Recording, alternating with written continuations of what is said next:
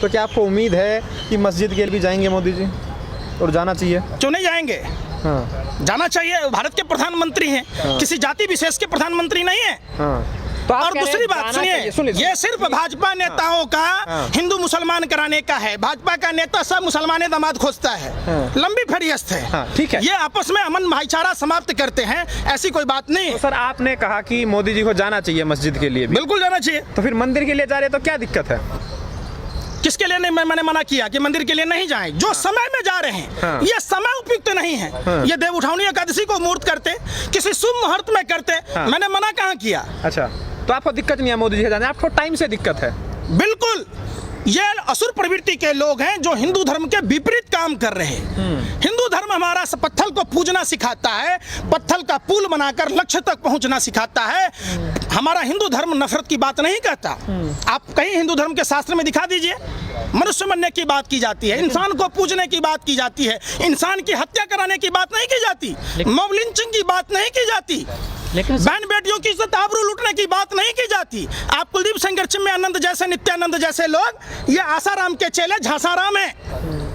क्या वो बलात्कार करे तो हिंदू नहीं माने, हिंदू मानेगा उसको? बलात्कारी है, उसको सजा मिलनी चाहिए। बलात्कारियों की भारतीय जनता पार्टी का नाम होना चाहिए भारतीय बलात्कार पार्टी। सर जो मुहूर्त निकला वो भी तो धर्म ग्रंथों के अनुसार निकला ना? बिल्कुल नहीं, ये अपने मन की उपज है उनकी। आप हमें साबित कर दो। आप जो कहोगे मैं मानने को तैयार हूं कि 5 अगस्त को हिंदू धर्म के हिसाब से कोई भी शुभ मुहूर्त नहीं है, क्योंकि हमारे देवता सोने चले गए। तो किसी ने तो निकाला होगा ये शुभ मुहूर्त।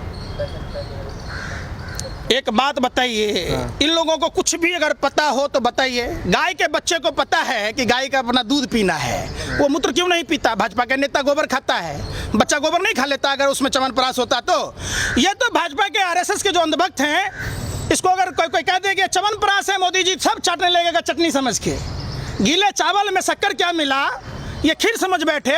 देश की भोली भाली जनता ने इन जालिम दरिंदे भाजपा के आरएसएस नेताओं को सत्ता की क्या दी?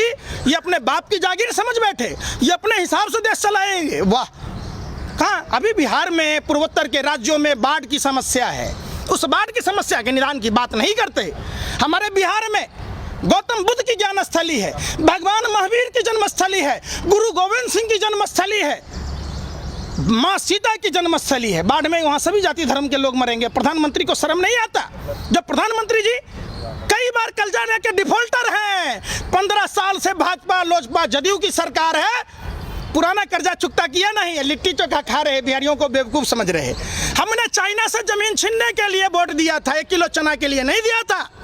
नरेंद्र मोदी जी, आप निकम्मे निकारे लोग हो, आपसे देश नहीं चल रहा, आप इस्तीफा दे दो, मैं आपको 100 किलो चना दूंगा, 500 किलो गेहूं दूंगा। ठीक है, आखिरी सवाल है सर, आपको क्या लग रहा है, जो आप कह रहे बड़ी जल्दबाजी में है सरकार इसीलिए शिलान्यास कर रही है, तो क्या आपको लग रहा है इसका बीजेपी को फायदा मिलेगा, इसीलिए सब हो रहा है? 2022 में यूपी विधानसभा चुनाव है, 24 में लोकसभा चुनाव होने वाला है, और क्योंकि बीजेपी का एक चुनावी मुद्दा भी रहा है, और राम मंदिर आंदोलन के चलते आज बीजेपी जिस स्थिति में है उसके लिए राम मंदिर एक बड़ा अहम मुद्दा है, तो मोदी जी जा भी रहे हैं तो आप लोग विरोध तो कर ही रहे, तो क्या आपको लग रहा है इस बात में दम है? देखिए, उसका नजरिया है, उसको फायदा मिला। जब देश आज़ादी की लड़ाई लड़ रहा था सन 1941 में, श्यामा प्रसाद मुखर्जी फजालुल हक के साथ सरकार बनाए, बंगाल प्रांत में धर्म के आधार पर विभाजन की बात की। 1942 में भारत छोड़ो आंदोलन की बात की। जब थी देश में भारत छोड़ो आंदोलन की लड़ाई चल रही थी, ऐसी स्थिति में श्यामा प्रसाद मुखर्जी फजालुल हक के मुस्लिम लीग की सरकार में वित्त मंत्री थे, भारत छोड़ो आंदोलन को कुचलने की बात की। 1943 में गुलाम हुसैन हिदायतुल्लाह खां और जिन्ना के साथ सरकार बनाई, धर्म के आधार पर सिंध प्रांत में विभाजन की बात की। ये वही लोग हैं जो खंड भारत को खंड खंड करने का काम किए। हमारे बाप दादा ज्ञानी थे, भाजपा को 60 सालों से 70 सालों से शासन सत्ता में नहीं आने दिया। ये धर्म के नाम पर ये सत्ता में आए, इनको लगता है फिर हमारे पर फायदा होगा, लेकिन देश की जनता ने भाजपा के चाल चरित्र चेहरा को समझ लिया। टूटी खाट, फटा लंगोट, मर गया देखकर भाजपा को वोट। सोचा था बनियान के ऊपर नई शर्ट आएगी, क्या पता था बाद में पतलून भी उतर जाएगी। लोगों ने देखा है, इसलिए काठ की हांडी दोबारा नहीं चढ़ती। अब नरेंद्र मोदी जी का क्रेज चलना नहीं है, धर्म का आवरण कब लेता है? जब दुनिया में आदमी सब चीज़ों से थक जाता है। मोदी जी और भाजपा आरएसएस के लोग थक चुके हैं।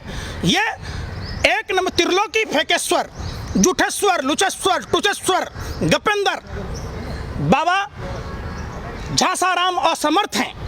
इनसे कोई काम नहीं होता। जो 2013 में महंगाई का मुद्दा हो, किसानों की आय दुगुनी करने की बात हो, नारियों की सम्मान की बात हो, 5 गांव आदर्श बनाने की बात हो, 100 स्मार्ट सिटी बनाने की बात हो, सीमा पर तनाव की बात हो, एक आंख के बदले में 100 सर लाने, एक आंखें लाल करके दिखाने की बात हो, एक सर के बदले में 100 सर लाने की बात हो, ले आए प्रधानमंत्री जी।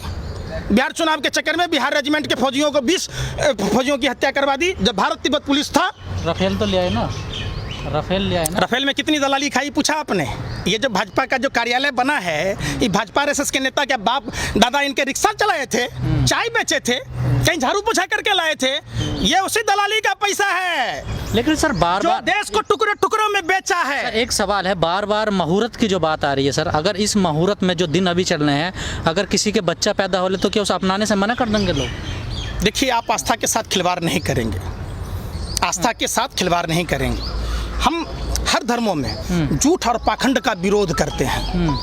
जब मोदी जी अपने को हिंदुओं का फर्जी ठेकेदार बताते हैं कि मुहूर्त तो पाखंडवाद है। बिल्कुल पाखंड है। तो फिर होने दीजिए, फिर दिक्कत क्या है? फिर पाखंड कैसे नहीं है? जब मुहूर्त, जब हम धर्म को मानते हैं, आस्था के साथ आप खिलवाड़ नहीं कर सकते। तो सर धर्म में तो ये भी है ना सर। पाखंड में क्या है? आप फिर वही बात, हिंदू धर्म में लिखा हुआ है मनुर भवा, आप क्यों नहीं मानते? भगवान श्री कृष्ण कहते हैं नर ही नारायण है, आप क्यों नहीं मानते? क्यों पूरे देश में दंगा कराते? कभी जाति के बीच में दीवार, कभी धर्म के बीच में दीवार। क्यों गुजरात मुरल छुपाने के लिए दीवार खींचनी पड़ी? वाह, आप अपने हिसाब से फैसला नहीं ले सकते ना। आप किसी एक चीज पर आपको बिल्कुल अमल करना होगा। तो आप सहूलियत के हिसाब से जहाँ पर लगेगा पाखंड है वहाँ आप कहेंगे पाखंड हो रहा है, फिर आप कहेंगे कि यहाँ आस्था है तो आस्था। हम कहेंगे आपको नहीं दिखता, अपन नहीं खाते। एक मोदी जी रोटी खा रहे हैं, बाकी सब क्या खा रहा है? ये गोबर खाने वाले लोग तय करेंगे कि अन्न खाने वालों को कि क्या करना चाहिए। ये वही नरेंद्र मोदी हैं जो जसोदा बेन जी को भरी जवानी में न सुहागन छोड़ा न विधवा छोड़ा। हमारे देश की गर्भवती महिलाएं सड़कों पर बच्चे दे रही थी, लोग लॉरियों के पलटने से मर रहे थे, ट्रेन से मर रहे थे। नरेंद्र मोदी जी अपने निकम्मेपन, निकारेपन को छुपाने के लिए धर्म का ओहदा ओढ़ कर वादे के सच्चे होते तो आज मोदी जी के भी बच्चे होते। ये संतानहीन लोग हैं, ये नारियों को अपमान करने वाले लोग हैं। मैं देश के माता एवं बहनों से, उन पिता से पूछना चाहता हूँ, क्या आप नरेंद्र मोदी जैसा दामाद चाहते हैं जो भरी जवानी आपकी बेटी को छोड़ दे? मैं उस भाई से पूछना चाहता हूं कि क्या नरेंद्र मोदी जैसा जीजा आपको मिले जो आपकी बहन को भरी जवानी न सुहागन छोड़े न विधवा छोड़े? अमित शाह को गोबर क्यों नहीं खिला रहे? तारीफ पार गृह मंत्री को क्यों नहीं गौमूत्र पिलाया जा रहा? कहां गई देश की प्रज्ञा ठाकुर? हनुमान चालीसा क्यों नहीं पढ़वा रही? कहां गए अर्जुन राम मेघवाल? क्यों नहीं भाभी जी पेपर खिलवा रहे? ऐसा कोई सगा नहीं जिसको मोदी ने ठगा नहीं। ये अपने घर में थे, अपने माता पिता को ठगते थे, धोखा देते थे। जसोदा बेन जी से शादी किया, जसोदा बेन जी को धोखा दिया। गुजरात में मुख्यमंत्री थे, गुजरात को धोखा दिया। आज देश को धोखा। एक नंबर का धोखेबाज प्रधानमंत्री, पहली बार।